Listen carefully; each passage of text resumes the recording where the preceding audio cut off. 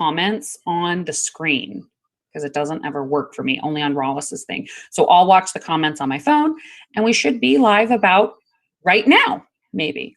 So welcome everyone to Talent Tuesday. Thanks, Rollis, for filling in for me last week.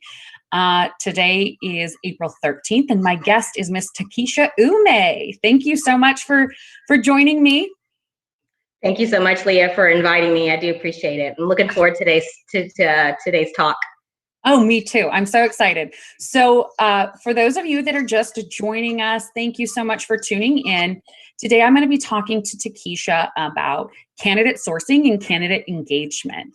And instead of me introducing Takisa all the way, one thing I'm going to say is she used to work with us. And so this is kind of like a little reunion for us. And it's so exciting because she has learned so many new things.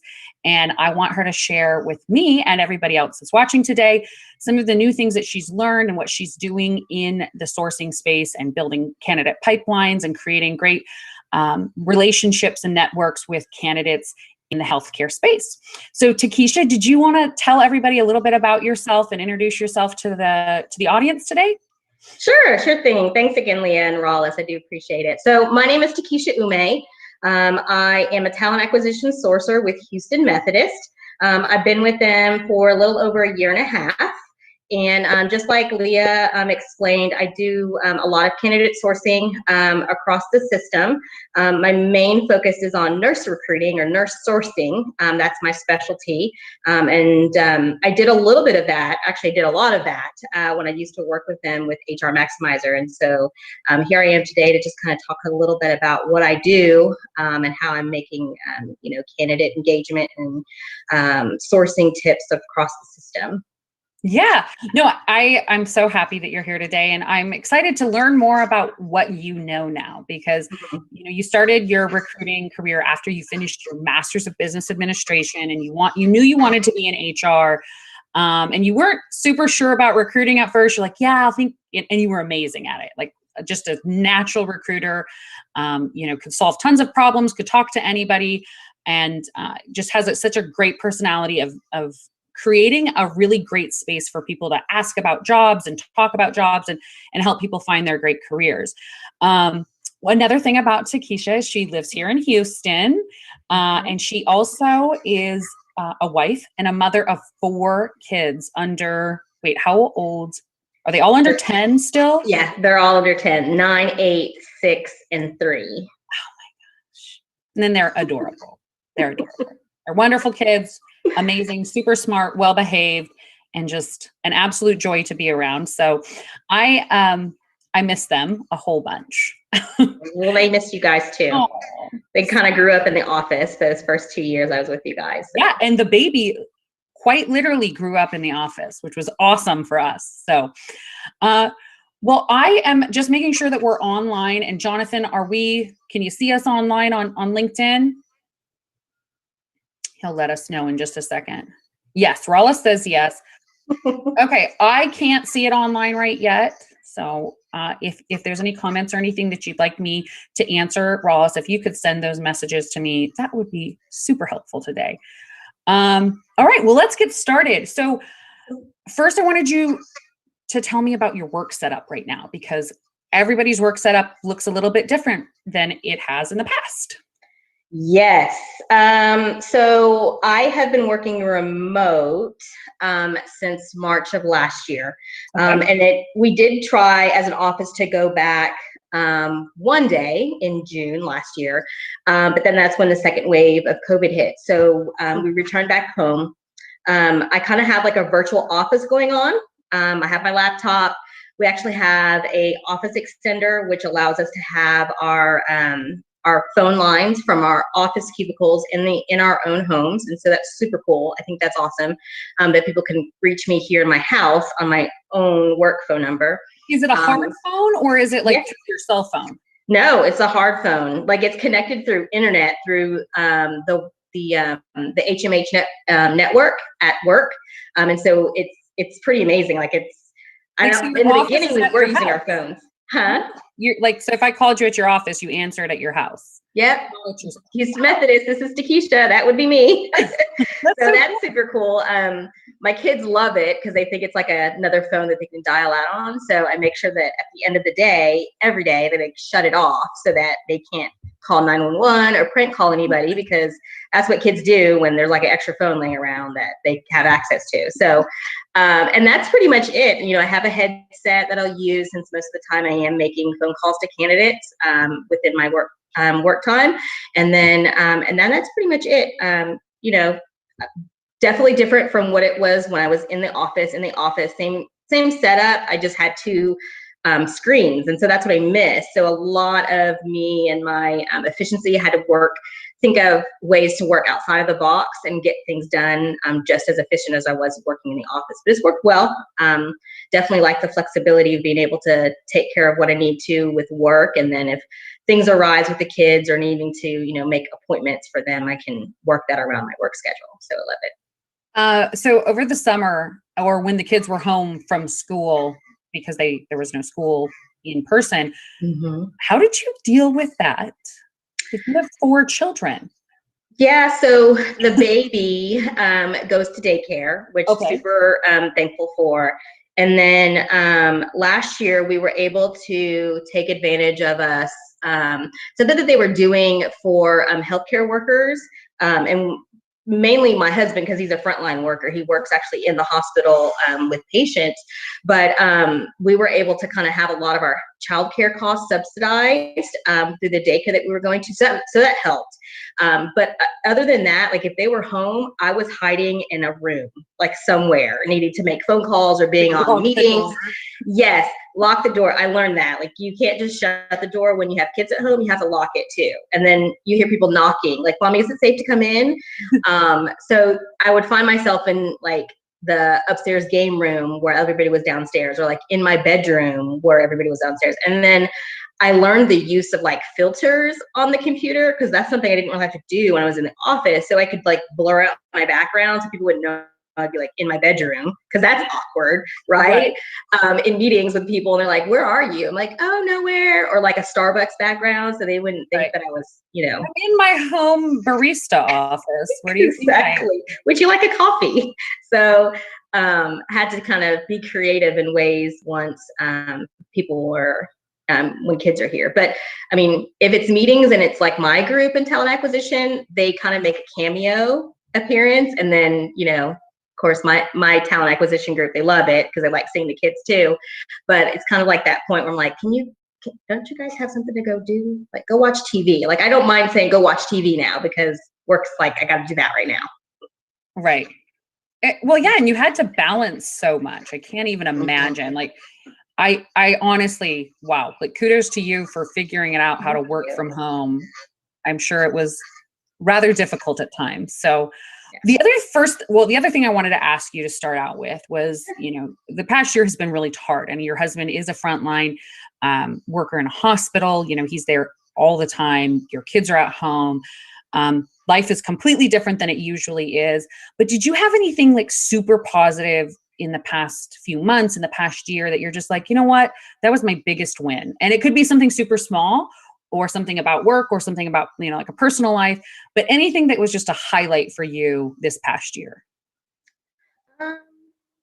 You know, I think with being a part of a great team means we did a lot of great things together. So it's not always just one person in you know, as an individual. But I mean, on the personal front, I would say that, you know, it was great that we stuck together as a family. We spent a lot of family time together, which was super great. You know, with having a husband that works 12-hour shifts, and then you know, working Monday through Friday, we don't really get a chance to really all interact as a family. You know, not just on the weekends. So that was great on a personal front. On a work front, we closed a lot of recs. You know, we were one of the only organizations in Houston that didn't stop recruiting. And that meant a lot for people who were looking for jobs when COVID hit. Because as you know, most entities, you know, first things to go was kind of like ambulatory services, any elective procedures. But we were able to even utilize our current staff in ways across the system to keep a way for them to keep earning money, or a way of living for their own family. So I think that's a big win for us as an organization. And then, I helped to work close on a major director role for one of the recruiters in the corporate space. So that was super congratulations. Awesome. Thank you. And it takes a lot of persistence and strength, and what I've learned through this year of not giving up to kind of utilize what I've learned in the past and get those recs closed, and really listening to what those recruiters or hiring leaders are wanting in a candidate. So I want to say that was probably my successful part of this past year, is being able to kind of grow in that space.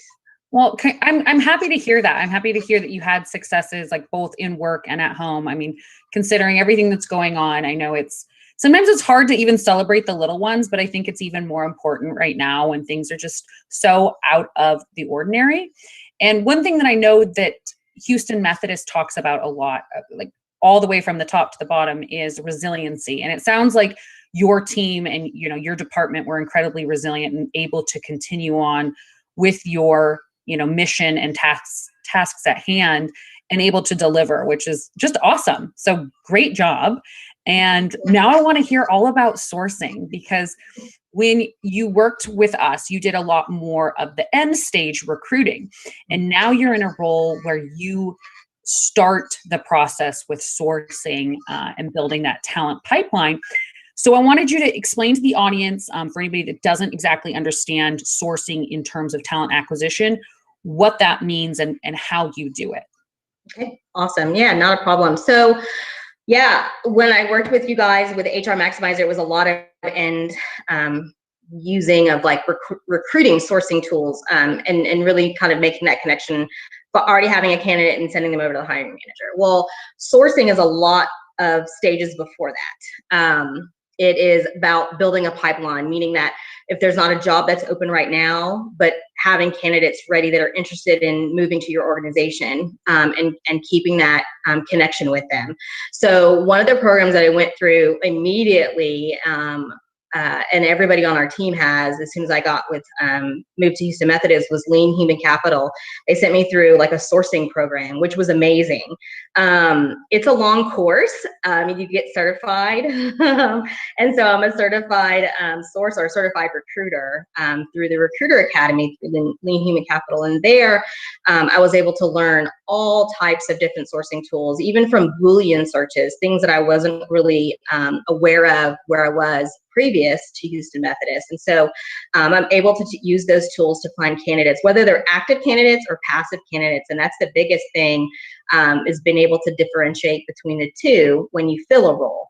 And so I'm all across LinkedIn looking for people to fill particular roles, whether they're nursing roles, IT roles, professional roles, looking for keywords, even down to like posting positions, maybe not directly from the ATS, but something that has my name on it that gains interest in candidates for a particular job. So I do a lot of that. I have a lot of conversations with recruiters who then are having conversations with hiring managers. So it's kind of filtering down of the information, but really listening. I think that's the biggest thing as a sourcer of what we do, and what we do well is listening to those recruiters and hiring managers of what they're looking for candidates, and how we are able to take that information and find those people for them, no matter the specialty or role that we're working on.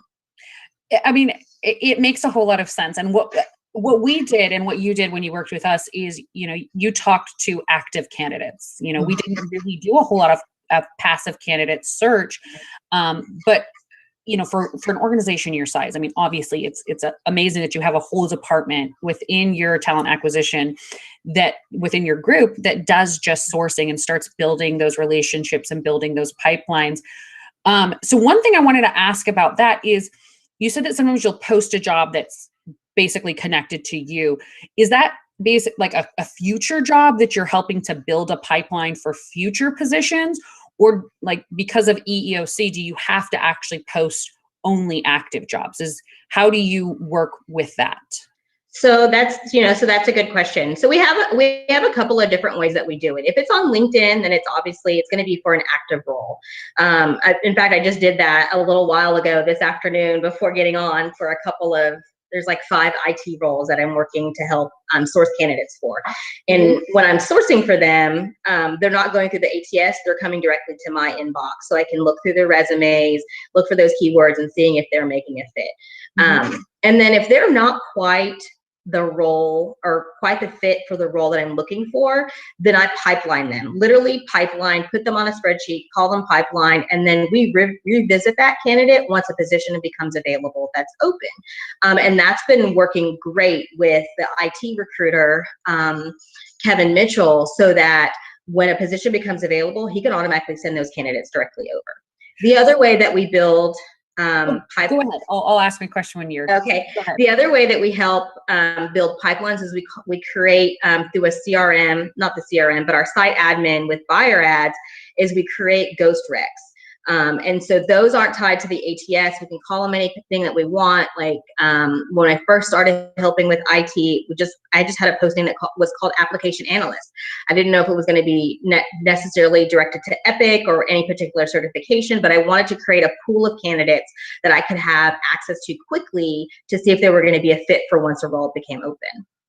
So, okay. So you have like a group of people like in a ghost rec, and they're all some kind of tech analyst for any type of app that you're running or software that you're running at the hospital. How do you tag them? Do you like put them in certain categories? How do you say a candidate 3 and candidate 15 are both have those specific requirements, or they meet those specific skills? Is it like you're going through and tagging them, or how does that all work? So each sourcer will do it a little differently, just depending on how they go through their workflow. I personally, I will create a spreadsheet, or some recruiters use, or some sources use a smart sheet, which is cloud-based, but, and I'll keep a spreadsheet of who doesn't fit or who I've talked to that may not fit that particular module, but fit a different one, and just pipeline them. The system does allow us to, you can tag or write notes, or even send the resumes directly over to that recruiter if they fit for what you're looking for. So there's a couple of different ways to do it. It's so interesting to learn about different ways that different people do things. And so when you say spreadsheet, are you using like Google Sheets? Are you using like Excel? I heard you say that some people use Smart Sheets, which is just basically a cloud-based spreadsheet, which is awesome. Yeah. So I'm using Excel, but we communicate a lot through Microsoft Teams. Oh, that makes sense. And so it's kind of like an instant update, but it's a way for the recruiter to have access to it instead of granting him access, so he can still see the updates as I'm in the spreadsheet. Yeah. So, okay, about Boolean. So I remember learning about Boolean searches maybe in college, in some library type of class or something. And I've never been really great at them. And every time that I'm trying to find something, I'll look up Boolean searches when I'm trying to find something a little bit more complicated. And I'll use the and, or, but if this thing and this thing. Rawlis wanted to know, like, had you ever used Boolean searches like outside of recruiting? No, I have not. You didn't I have not. Like, I'm old school when it comes to looking up stuff. And so if I need to go on Google, I'm looking on Google like for exactly what I'm looking for. And I think just change words around, right? Like or like words that are similar to blah blah blah blah.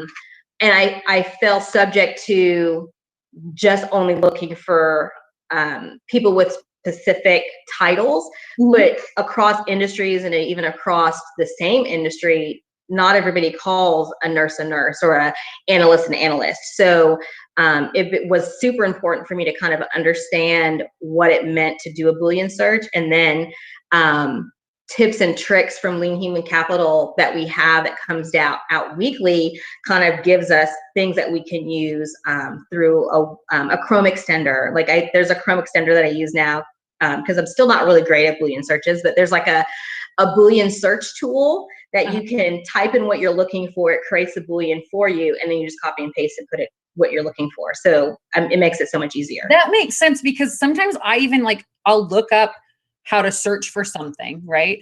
And I can't really wrap my head around how the search engine will give me that information by putting exclude these things. So a Chrome extension sounds like something that I need for sure. because I'm not great at it either. And I mean, it was my education and it was very limited, and it was more for research on an academic setting.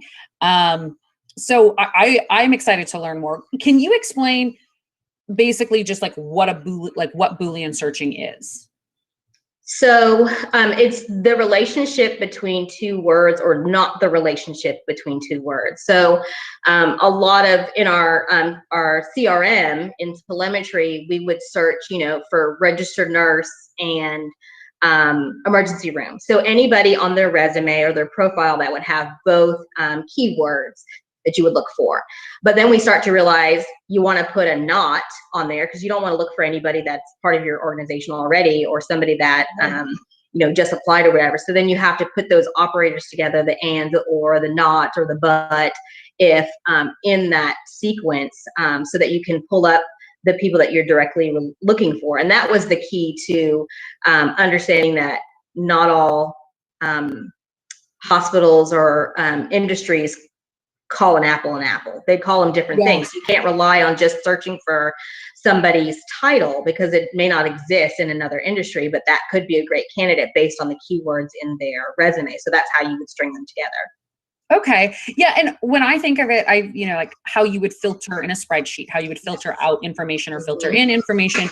It's a way to use a search engine to filter the answers that come up. And it's incredibly useful. And when it works, it's like, oh my gosh, how did I not know this? It's amazing. Like I literally found exactly what I was looking for. So I think it's a very useful tool. And I think that a lot more recruiters, I know a lot of more experienced recruiters, I won't say older, but more experienced, that have been in doing this for a long time. They're very used to using Boolean searches, because that was before there was a bunch of big databases out there. That's how they were searching for things. So, okay. So I want to ask you a couple of fun questions too, to like lighten it up a bit. So it's not all about sourcing. So are there any topics outside of sourcing or human resources, talent acquisition, that you could just give a presentation on right now about, like for 20 minutes, you could just talk nonstop about this subject because you know it front to back and up and down? Oh, I mean, I wouldn't say I would be like an expert in it, but I could probably talk about coffee all day long. Yeah, you do love the coffee. Kinds I like, the kinds I don't like, the foofy coffee, the not so foofy coffee. And I say foofy coffee, but that's like Starbucks is like my foofy coffee. And then like the not so foofy coffee, like this the mom and pop coffee to to open my eyes, right? Exactly. Okay, that's fun. I love coffee too. Okay, so what do you wish someone would have taught you a long time ago? Like would have been super helpful to learn, say in high school or middle school, that you're like, I needed to know this as an adult? Yeah. Oh man, that's a really good question. But I'm super thankful to be where I am on my career track now. But I wish somebody would have told me like way back in high school that you needed to have a plan for where you wanted to be like 20 years from now. I changed my major a lot when I was in undergrad. And I even ended up in a completely different industry than my undergrad degree. What did you start in? So my undergrad degree is it's a bachelor's of business, but it's a concentration in marketing. And I started in retail marketing for a little while and I hated it. I loved retail, but I just hated being in like the management function of it. It's not what I wanted to do right out of college. And then I switched and I went to broadcast, sports broadcasting. And so I did that for almost 10 years. And then I was like, wait, this is not what I really want to do for the rest of my life. And then I was like, oh, let's go do my master's. Oh, HR, this is amazing. And even better, like talent acquisition. I didn't even know that was even part of human resources back when I was in high school. Like, they always think like HR is like the bad people where you go to get in trouble, but not the talent acquisition part. So I wish somebody maybe would have told me that was going to be the plan of where I was going to go like years later. And I probably would have buckled down and had that major like straight on. Yeah, I would agree with that a lot, because I feel like we talked about like your career, but I felt like there was only like 12 options, right? Like you could do you know, construction, or you could do farming, or you could be a teacher or in medicine. And it was like super broad, but also not very specific. I felt like I didn't know what you could be, you know, and what was out there. And I agree. I landed in something completely different than I studied. Very, very different. And so that's something that I really wish I would have known. I wish I would have known also from when I was young, like that geometry and like algebra weren't that big of a deal, and taxes were, and understanding how like government is funded, that's important. Understanding how things are paid for, understanding more about budgets. Like I wish I had a little bit more practical mathematical skills than like understanding the Pythagorean theorem. Yeah, I don't use that again at all. No, I've never needed it. So, okay. Well, we'll get back to recruiting then. Oh. So once you source candidates, so say you're sourcing for an RN position at your facility, once you've sourced candidates, what do you do next? Do you start building a relationship with them? Do you pipeline them? Like, how do you keep that relationship going, or and is it even a relationship, or is it just a network? It depends on the role. Okay. And most of my connections are going to be, you know, network based. There hasn't been a role that I worked on as a, you know, in a nurse role that I needed to kind of continue that relationship with. However, once I've kind of had that conversation with candidates, and we do a lot of that come kind of like through the front door through Leah, that kind of self-schedules nurses who kind of meet the minimum requirements. When I have that conversation and really listen to them and find out what they want to do in their next role and what they're looking for, I get them over to the recruiter. And it could be one of two different ways. You know, we have 40 to 50 recruiters across the system at any given time. So if it's for a role that's posted on the career site, great. I send them over to the assigned recruiter and say, hey, you know, this person is interested in this role that's posted. Let me know if you're interested. And it could go a couple of different ways from the recruiter. It could be like, great, thanks for submitting this person. I'm gonna send them over to hiring manager now. Or they don't quite meet the qualifications. Let me give them a call and kind of, you know, screen them again to figure out some additional information, or they're not a fit kind of thing. For me, I always kind of let the candidate know that, you know, our process is about 5 to 7 business days. That's what we aim for as an organization, to provide feedback. And so if you haven't heard from someone within the organization within that time frame, call me back, email me back, let me know you haven't heard from anybody. And it's just kind of my thing. I think I did that like, you know, a long time ago when I worked with you guys about making sure to keep in contact with candidates, let them know where they're at. Because we do know that things are ever changing, even in our organization, that, you know, projects come up, things get sidetracked, jobs go on hold. And you kind of want to be respectful of that candidate's time and what they put into it, and letting them know whether they are going to be a fit for that role or not going to be a fit for that role. And so that's on the active side. If it's for a position that they're interested in that we don't have open, I try to find out who the recruiter is for the job, so that they can kind of start building that pipeline for when that job can potentially come open. And I let the candidate know too that, you know, hey, this job isn't open right now, but what I would love to do is I'd like to reconnect with you within about 30 days and see if this job has become available again. Because in healthcare, a lot of jobs will come open and a lot of jobs will close. So you just don't know. We don't get the heads up on when positions become available. Recruiters do, but that's not always communicated to us, and that's okay. So I try to send them over, and the first things that most of them say is like, okay, great, yeah, they look for a good, you know, good to be a fit. You know, I'll reach out to them once the hiring manager has posted a position. And so then there's, you know, that's how I would communicate with them in that fashion. So, I mean, for a system of your size, Methodist, you guys have how many tens of thousands of employees? 20? About 26,000 employees. 26,000. And your system is able to talk to candidates within 5 to 7 days. That's what we strive for. That's one of our systems in place, is really try to, you know, to provide that feedback from them. We do a lot of that candidate engagement on the front end, if it's a nurse role. If it's a job that has, where our like Methodist interactive assistant pops up on, and you know, she's like our full-time worker. And that's Leah, right? Yeah, that's Leah. Okay. And she sits on the career side and she's talking to people all hours of the night, and getting them scheduled onto our calendars within the next, 1 to 2 days out. But then with the recruiter and hiring managers, we really tried to make sure that there's like that constant communication, and trying to kind of strive between the 5 to 7 business days. Sometimes it happens and that's great.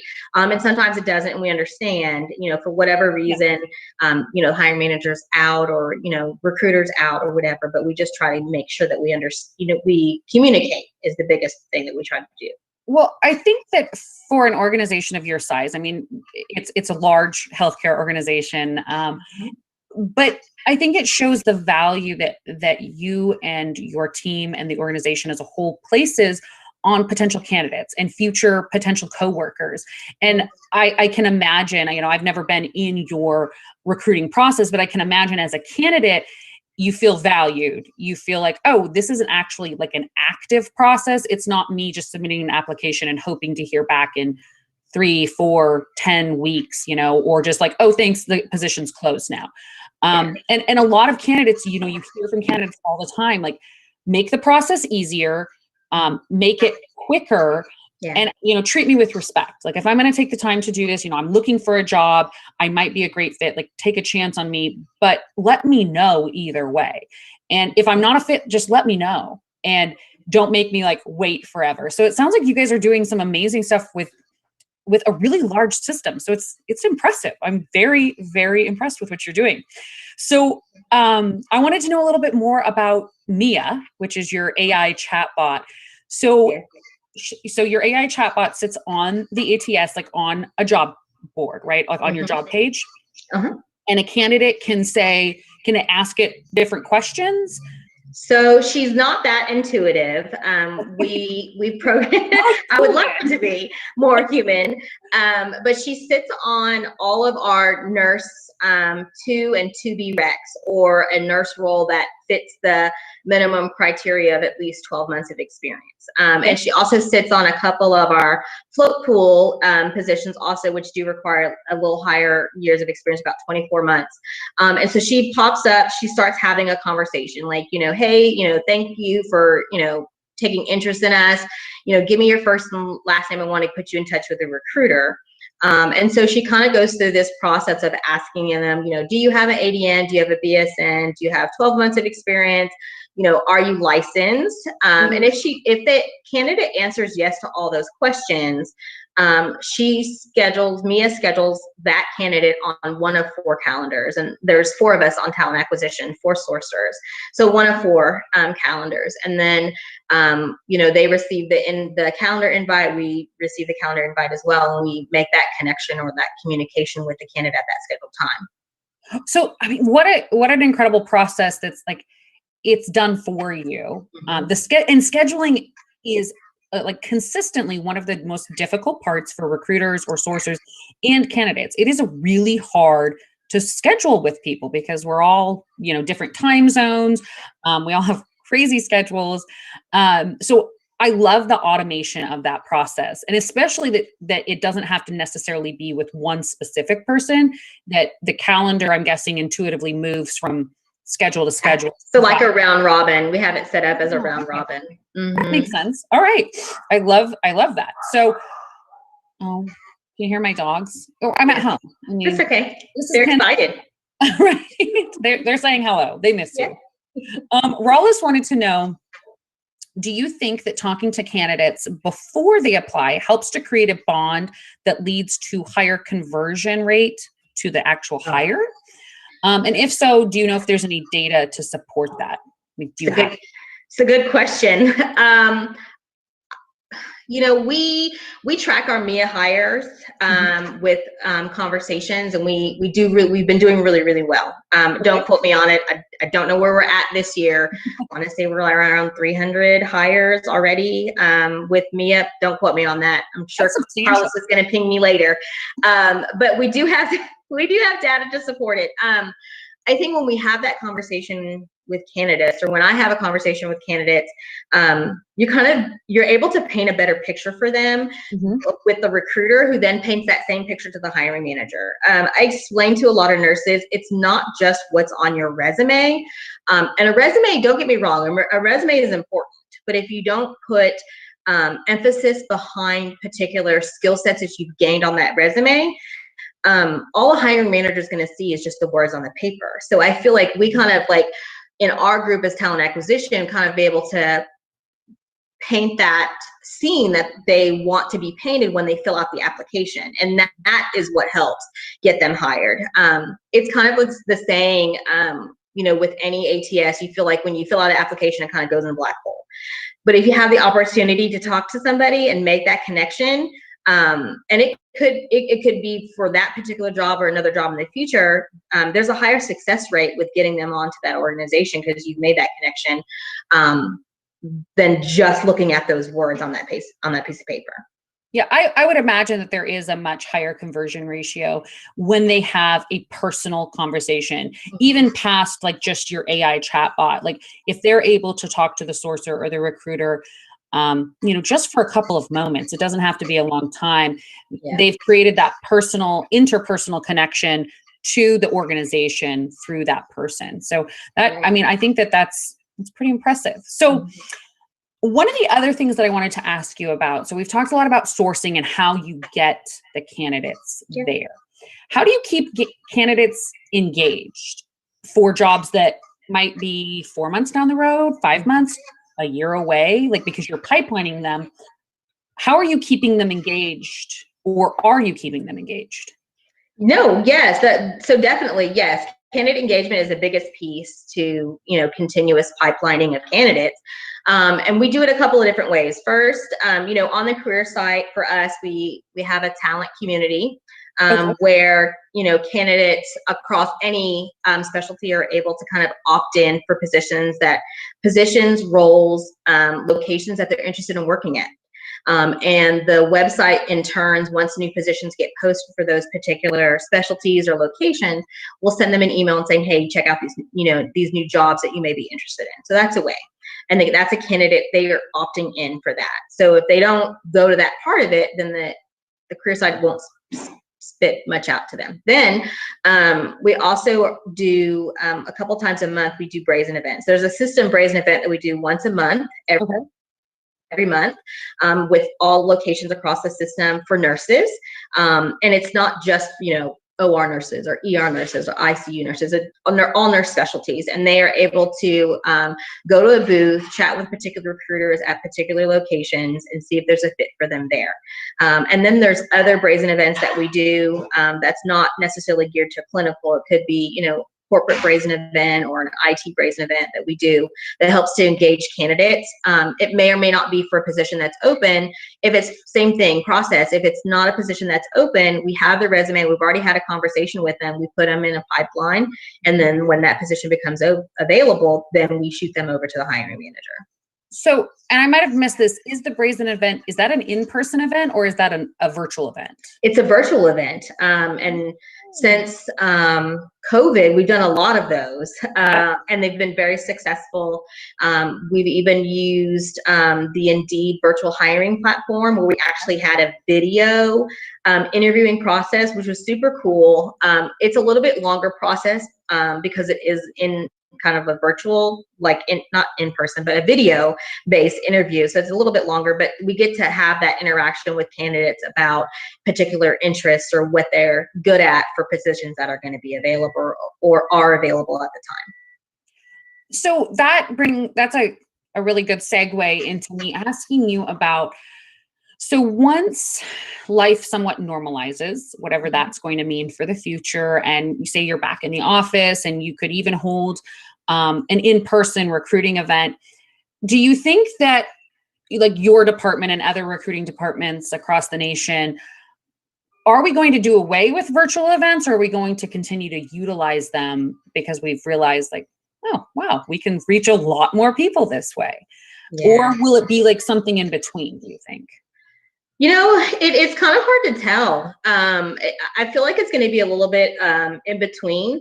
Okay. I think for some roles, if they're, graduate nurse roles where they have a big crowd and a big turnout, or there's a lot of events where they do on the spot hiring for, Right. or on the spot offers for, they may continue to still do that, just so that they have that time allotted for the hiring manager to have those further conversations. The virtual events work really well, but we've done them pre-COVID, so it wasn't anything new to us.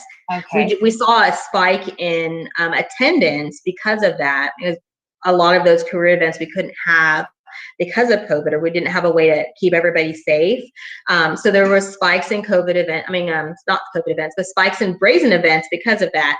Yeah. Even when we were in transition for our ATS, and our kind of like our site was down, we weren't accepting any applications at the time. There were still brazen events that were going on, and those were still higher in attendance because nobody could really submit applications at that time, but they were still able to talk to recruiters.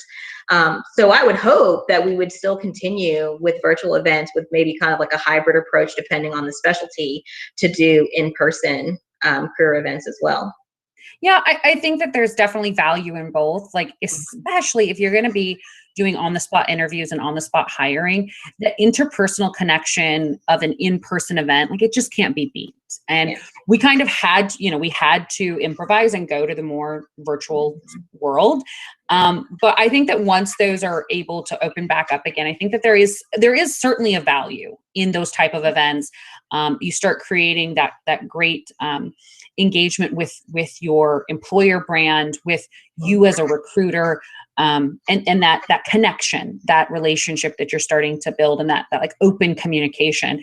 And then I obviously also see such a great utilization of virtual events. We've held some virtual events, and I've learned a fun new term called asynchronous, and we had to look it up. I had no idea what that meant, but it's like you leave it open. So it doesn't have to be an event that happens just one day. You can leave open a virtual career fair over like the span of a week or a month. And then people don't feel that pressure to like go on a specific calendar date at a specific time. Yeah. And we've seen some success with that. We've also seen some success with the, stop by the virtual event from this time to this time on this date. So it's really interesting to see that people are okay with using that. And I think that had it not been for the current circumstances, I don't think that we would have moved that quickly to virtual events. Yeah, no, I agree. For organizations that weren't already accustomed to doing virtual events, it kind of had to pivot quickly with, some successes and maybe some failures and learning in the process. But, I think for us as an organization, we were already kind of that was already in our toolbox. We were already used to doing that. And then the important part though, too, with what we've learned is we kind of have to be more creative in meeting candidates where they are. So we're looking for candidates that work 12-hour shifts. Not everybody's going to be available during the day. Not everybody's going to be available at night.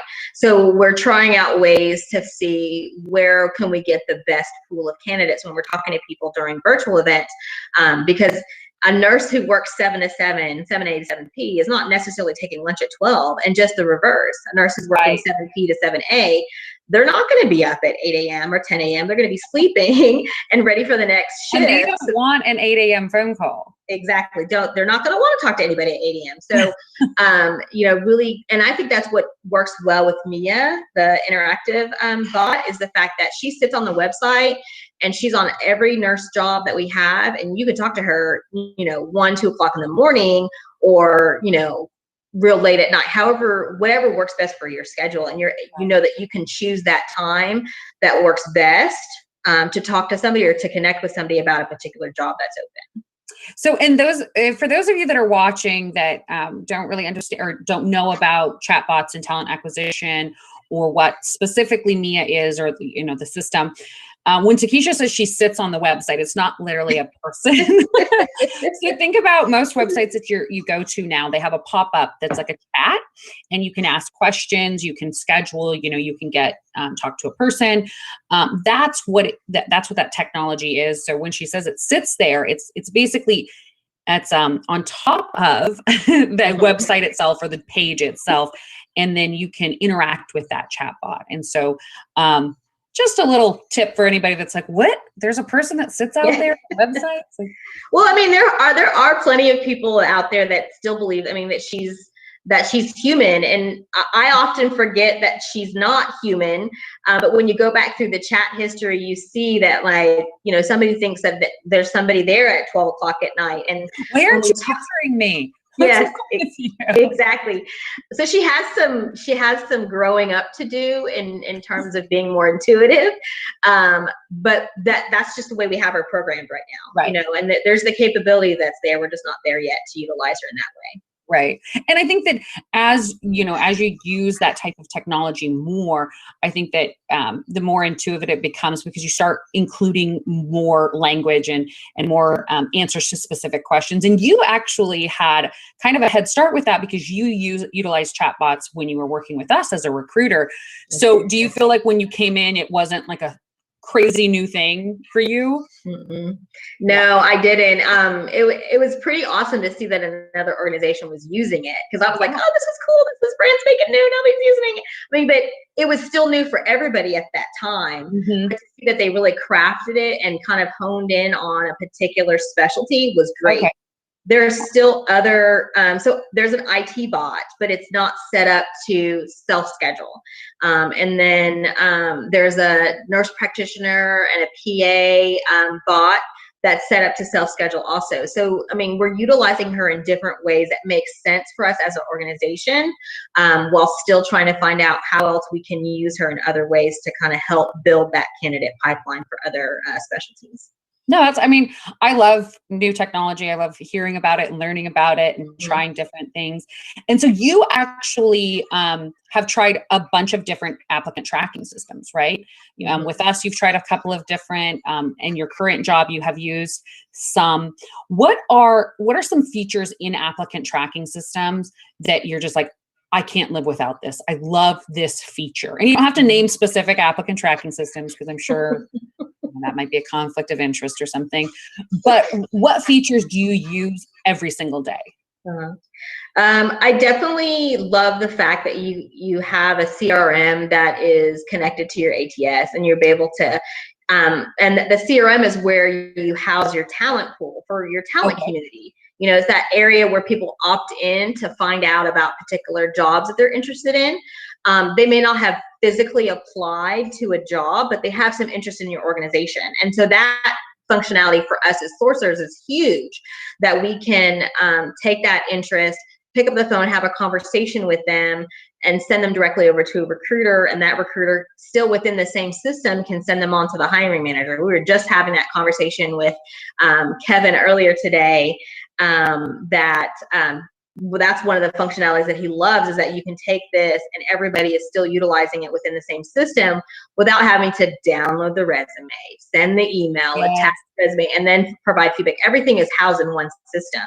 And then the other capability, which I haven't used just yet, that we're going to be using shortly, is the being able to text candidates from the system. It's built in. It's built in. So, well, I mean, it's a part of the same, so it's called Text Recruit, but it's built in. I mean, there's a separate platform. You can use a Chrome extender on it also, but you can text candidates. You can mass text candidates, single text, however you want to, within that also, and it keeps a track of that communication, because, you know, I think one of the things that Carlos is big on telling us about is that it takes like 7 times to reach a candidate to gauge interest and kind of like convert them over into an applicant. And so that's one of the ways you can go back and look in somebody's history is, you know, okay, I emailed them, I phone called them, I texted them, I invited them to a brazen event, and then they finally become an applicant. You're like, this is great, because you can track that and there's the data. Yeah. A couple of the things that we've been doing, we've been using our chatbot as a re-engagement tool. And so it has been really awesome. But basically, so the candidates that we disposition in a, you know, not a fit right now, or what we sometimes call back burner, if you remember. What do you guys call them? Like what do you? Well, I mean, not a fit or a pipeline, or like future prospect is always good. Future prospect. Yeah. So basically what we would do is the chat bot, like with the candidate's phone number, is sent to the future prospect people and said, hey, you applied in the past year for this job. We wanted to let you know that this new job is available and you can apply right here. And so they can click right there on their phone, go through the process and schedule with a recruiter. That has been super great at re-engaging people who were candidates in the past. That's been pretty interesting. We're also doing a text campaign right now where we're texting videos. So we're texting, those realistic job previews about a facility or about a position specifically to people. Now, these are for people who have already applied, because these are it's a super high level type of position, very competitive, very high level compensation, executive role. And so people that have applied, they're getting weekly text updates with new videos about the facility, about the position, about the benefits, to keep them engaged and excited about the position, because it's a little bit longer of a process. And so we don't have a whole ton of data on it yet, but a lot of them open and watch the videos. And the people that have told us, like, oh, this is super cool. Thanks for sending. Great information. So we're just trying, definitely new ways to use the technology to continually keep in contact with the candidates, to give them new information. That's one thing that Rawls has taught both of us is it's hard to check in with a candidate just to be like, oh, hey, how you doing? It's always nice to give them new information or provide an actual update, not just a, hi, how are you? I don't have any new information. So if you have new information to give, it's a good excuse or reason to contact the candidate. So that's what we've been trying lately. So it's been working great. I'll let you know how it goes. Yeah. So I want to ask you a couple more fun questions. Sure. Okay, think about vacations. Do you remember when people went on those? That still exists. Remember when people used to not work and go and do things with their families? So if I were to say, okay, Takisha, you get a 1 week, all expenses paid, rest, recuperation, break from work, life, whatever, and like expenses, no, it's not even a thought, right? What would you do and where would you go that week? Wow. So biggest dream trip with like no expenses, not worrying about, I would want to go to Paris. Would you take all the family or just you and Stanley? No, I think I would want to take all the family. We could include a nanny. I mean, expenses are paid. Yeah. I volunteer. Yeah. Okay. Yes. So I would want to take them. I would want to go to Paris. And I'm not a big person on like cold. I want to stay away from the cold weather. So definitely want to go when it's like springtime. It's probably more like the tourist type time to go for them. But I would want to be able to visit there first as a family. That's kind of a dream of mine. I always wanted to go. And I just think it would be perfect if money was no question and COVID wasn't here. Right. We could travel that far. Okay. That sounds like a wonderful trip. I think the kids would love it and they would get to like go do all the French things. And the city of love. Why not? Yeah, that sounds wonderful. So in that same, okay, we're still on rest and recuperation vacation. What's the most beautiful beach you have ever been to? Oh man. Or the one that you enjoyed the most? So I'm probably gonna get it for this one because I cannot remember the island we went to, but it was when we went to Hawaii. My husband and I, we went to Hawaii in 2000. It was like shortly after Victor was born in 2013. And it was nice. It was a nice resort, beautiful beaches, and it was just kind of like you have this picture of a beach that's like sandy white and blue, and I kind of just want to go back there. It would be really nice just to kind of put my feet back in the sand and not a care in the world, just kind of kick back and enjoy life. Relax and enjoy beautiful scenery. I know.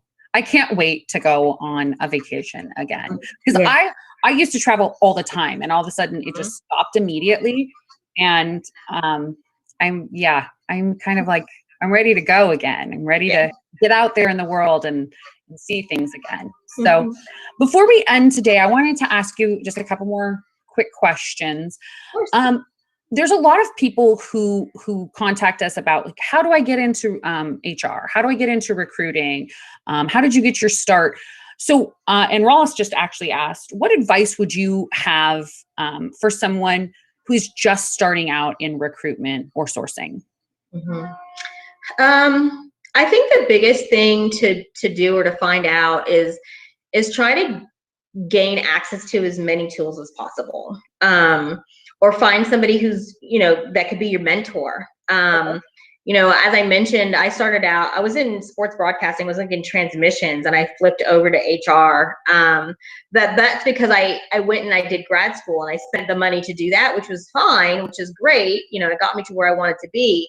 But I was able to learn about all the different facets of HR. And what I loved was the talent acquisition aspect of it. So if you're just starting out, understand that it's a process and it's going to be a learning curve. And think about, when I think about candidates, I think about how I feel as a candidate, because we're all at one point a candidate on the other end. So if, you want to kind of create that experience for them, as if you were creating an experience for yourself. So, try to gain access to as many resources as possible as you continue to learn in your role as a sourcer or as a recruiter. I think that's super important. I think a lot of times you're like, oh, there's so many things to learn, but you forget that there's a lot of tools out there that make it a lot easier and make you better at your job. One of the things that I would tell anybody that's starting in recruiting, is apply for your own job. And if you hate the process, your candidates are absolutely going to hate the process. So you always, and it might just be like once a month, apply for one of your own jobs and see how it goes. And if it's not an easy, intuitive process that doesn't take, 10, 15 minutes to an hour, you're doing good. But if it's a really frustrating process for you, somebody that knows how to use the system, then it's too hard for people that are possibly passive candidates and even active candidates. So that's my advice out there. Well, I just want to say thank you so much for joining me today. It has been such a pleasure to talk to you. And anybody else in the comments, you guys can go ahead and answer. If I offered you an all expenses paid trip, where would you go? What would you do? Where would you explore? Or would you just stay home and sleep for a week? Or what would you do? So I would love to know from the audience. And thank you everybody for tuning in today. You guys had great questions. And I'm sorry, I see now that I missed a couple because I'm not getting the updates like I usually do. Sorry about that. But so Takisa, if somebody is interested in learning more about what you do or about Houston Methodist in general or about positions there, what should they do? How should they contact you? What's the best way?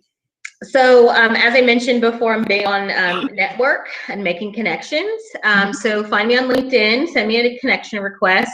As you can imagine, my in-mail is always bogged down with job requests or finding time to talk to candidates. That's great.